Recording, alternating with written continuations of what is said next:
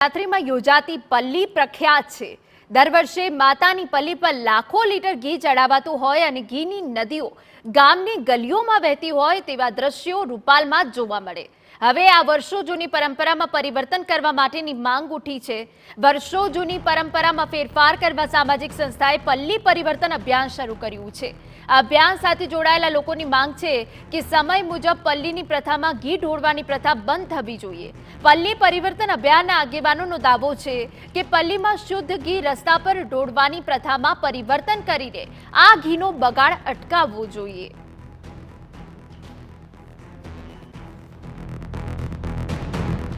ગંદુ ઘી લેવાની ફરજ પડે છે।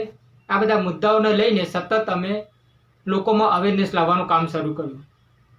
રૂપાલમાં જઈને જ ગામની અંદર વિડીયો શૂટિંગ, ફોટોગ્રાફી કરી અને એનું પ્રદર્શન બનાવવામાં આવ્યું।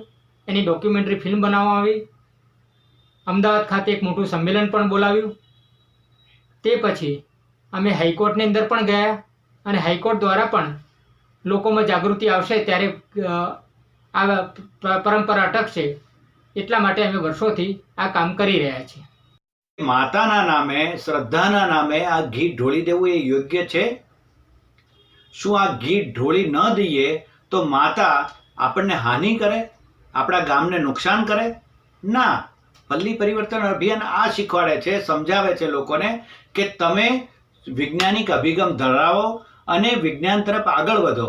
આ ઘી છે એ ખાવાના કામમાં આવે છે, એ ખાવાથી શક્તિ મળે, એને ઢોળી ન દેવાય।